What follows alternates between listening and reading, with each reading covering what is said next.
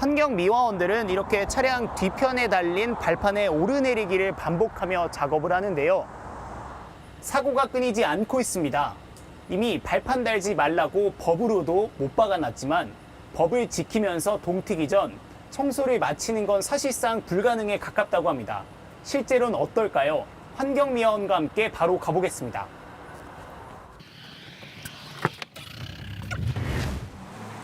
서울 구로시장 앞 청소미화원들이 밤샘 작업에 나섰습니다.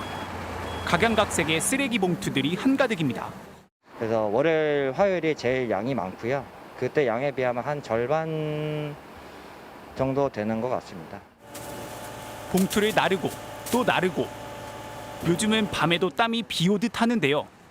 헬멧에 마스크까지 쓴 미화원들은 이날 밤 역시 30도 가까운 열대야와 사투를 벌였습니다. 앞으로! 형님 앞으로요! 1시간 쉬라는 규정은 있지만 현실은 숨 돌릴 틈조차 없습니다. 운전사 포함 3명이 구로구 두개동 4만 4천여 명이 내놓는 쓰레기 15톤을 다음 날 아침 6시까지 치워야 하는 겁니다. 주민분들이 민원을 넣게 되시고요. 구청에서는 회사를 압박하게 되고 회사는 그게 누적되면 저희를 해고할 수 있는 사유가 됩니다. 그래서 청소차 뒤에는 이런 발판이 있습니다. 일하는 내내 여기 올라서서 이동해야 시간 내에 할당량을 끝낼 수 있습니다. 이 발판 탓에 얼마 전 동료 미화원 한 사람이 끔찍한 일을 당했는데요. 지난달 24일 밤 구로구의 한 도로. 음식물 쓰레기 수거 차량이 신호를 기다리고 있는데 갑자기 나타난 음주운전 차량이 뒤쪽을 그대로 들이받습니다. 당시 청소차 뒤쪽 발판에 서 있던 68살 미화원 김모 씨는 크게 다쳐 한쪽 다리를 잘라내야 했습니다. 문제의 발판, 물론 도로교통법상 불법입니다. 하지만 법 따로, 현실 따로인지 오래됐죠. 발판이 없으면 미화원 한 명이 하룻밤에 8,000보 이상을 더 걷는다는 조사도 있습니다. 이제 발판을 내리게 되면 90km를 이제 전부 걸어 다녀야 되고요. 문제는 그러면 이제 상식적으로 생각하면 차량과 인원이 지원 나와야 되는데 없습니다. 어젯밤부터 8시간 동안 환경미화원들을 따라 곳곳을 돌며 15톤가량의 쓰레기들을 걷어들였는데요. 평소보다 양이 적었는데도 환경미화원들은 단 1분도 쉬지 못했습니다. 해법은 차량과 인력 지원뿐인데 미화원들은 어디 마땅히 호소할 곳도 없습니다. 진짜 쓰레기 하나 치우는 건데 왜 목숨을 걸고 일을 해야 되는지. 정부라고 이런 문제를 모르지 않습니다. 지난 2018년 쓰레기 수거는 낮에 하는 걸 원칙으로 바꾸고 쉽게 타고 내리도록 높이가 낮은 한국형 청소차를 도입하겠다고 했습니다. 하지만 낮에만 일을 하는 곳은 서울 25개 자치구 가운데 강동구와 도봉구뿐이고 전국에 보급된 저상 차량도 고작 270여 대, 전체 작업차의 2%에 불과합니다. 바로 간다 차현진입니다. 늦은 밤 구급차 한 대가 지나갑니다. 어젯밤 10시 반쯤 서울 구로구의 한 도로에서 신호 대기 중이던 음식물 쓰레기 수거 차량을 음주 차량이 들이받았습니다. 차 뒤편 외부 발판 위엔 60대 환경미화원 김모 씨가 서 있었습니다. 사고 충격을 고스란히 받을 수밖에 없습니다. 크게 다친 김 씨는 병원으로 옮겨졌지만 왼쪽 다리를 무릎 위까지 절단하는 수술을 받았습니다. 이제 연세가 좀 많으셔서 힘들죠. 아무래도 15년 이상 되셨을 거예요. 네. 중환자실에 있어서 일단 네. 의식이 돌아와야지.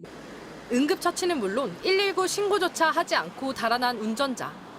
수십 미터를 더 달려 도로변 가드레일을 들이받고서야 멈췄습니다. 조사 결과 운전자의 혈중 알코올 농도는 0.202%로 면허 취소 수치를 2배 이상 넘긴 만취 상태였습니다. 밤 9시부터 다음 날 새벽 6시까지 하루 운전거리만 90km가량 찍혔다는 김 씨의 청소차. 동료들은 열악한 인력 상황에 발판이라도 있어야 노동 강도를 줄일 수 있다고 말합니다.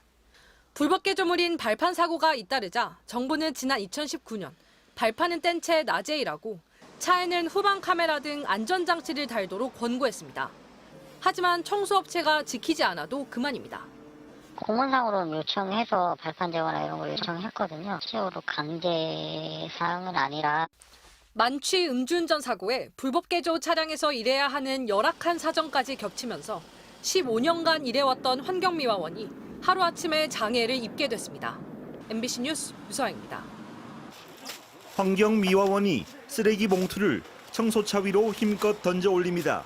덤프트럭 형태인 이 청소차의 높이는 3-4m. 새벽부터 대여섯 시간 동안 수백 개의 쓰레기 봉투를 던져 올리다 보면 녹초가 됩니다. 저보다 이제 키가 높이 있기 때문에 좀 무거운 물건을 이제 위로 올렸을 때는 상당히 몸에 무리도 많이 가는. 더구나 쓰레기 봉투에 위험한 내용물도 많아 던지며 주고받는 과정에 비닐이 찢어지면서 다치는 경우도 자주 발생합니다. 올리는 가운데 찢어지면서 못이 떨어진다든지 유리 조각이 떨어진다든지 무게 자체도 굉장합니다. 생활 쓰레기 수거차는 대부분 압축식으로 바꿨는데 경북 경주시 6개 면지역에서는 여전히 불편한 덤프트럭이 운영되고 있습니다. 산업재해 위험이 매우 큰 상황이어서 환경미화원들의 압축 차량 도입을 수년간 지속적으로 요구하고 있는 상황입니다. 하지만 시내를 돌아다니는 압축형 청소차도 위험하기는 마찬가지. 불법 설치된 발판 위에 아슬아슬하게 매달린 채 이동하고 쓰레기 봉투를 바쁘게 옮겨 싣고 매달리는 위험한 상황이 반복되고 있습니다. 이렇게 열악한 작업 환경 속에서 지난 5년간 전국에서 환경미화원과 관련된 산업재해는 무려 17,000여 건이 발생했습니다. 인원이 부족하다 보니까 혼자 일하다가 다치거나 적합한 청소 차량이 지원되지 않다 보니 산업재해가 많이 일어나고 있습니다.